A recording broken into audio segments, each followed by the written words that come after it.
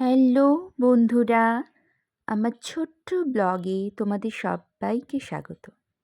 তোমরা সবাই কেমন আছো? আশা করি ভালো আছো।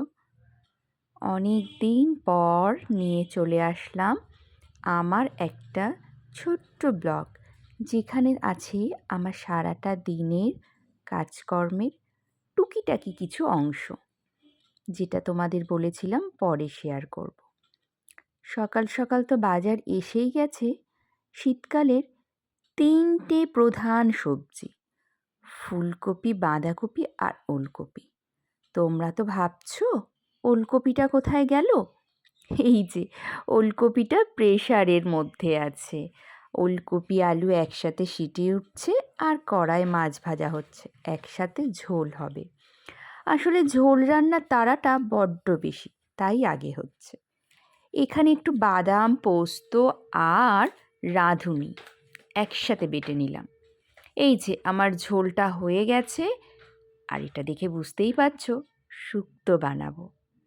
সেই কারণেই আগে মশলাটা একটু বেটে নিয়েছিলাম। ভাত ঝোল দুটোই হয়ে গেছে, আর এখানে একটু মশলা কষিয়ে নিচ্ছি।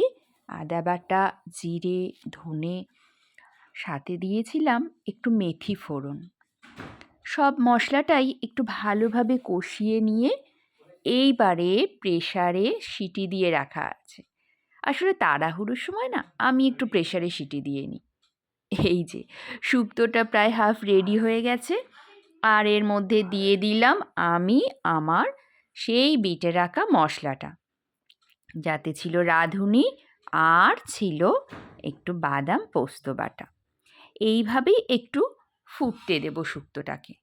তারপরে দেব উচ্ছে আর বড়ি ভাজা। আসলে উচ্ছেটা একটু দেরিতে দিই, কেন জানো তো? বাড়িতে কেউ সেরকম একটা তেতো খেতে পছন্দ করে না, অল্প পছন্দ করে, সেই কারণেই একটু দেরিতে দিই। বড় বড়িটা হাতের সামনে ছিল না, আলাদা জায়গায় রাখা ছিল।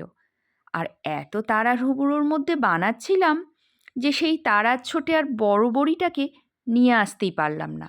হাতের সামনে যেটা ছোট ছিল, সব সময় লাগে তরকারি চচ্চড়িতে দিতে, সেই বড়িটাকে দিয়েই কাজ চালিয়ে নিলাম।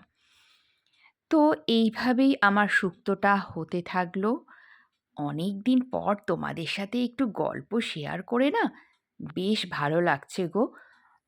আসলে অনেক দিন তো গল্প না করলে ঠিক ভালো লাগে না। শুক্তোটা আমার শেষের পথে। একটু ঘি দিয়ে দিলাম। একটু বেশি করে ঘি দিলে শুক্তোটা কিন্তু খেতে বেশ ভালো লাগে। গরম ভাতে মনে হয় যেন আর্ধেক ভাতে একটু শুক্তো দিয়েই খেয়ে নিই। ঠিক এতটাই আমার পছন্দ লাগে। আচ্ছা, তোমরা ভালোবাসো একটু তেতো শুক্তো, একটু হালকা শুক্তো?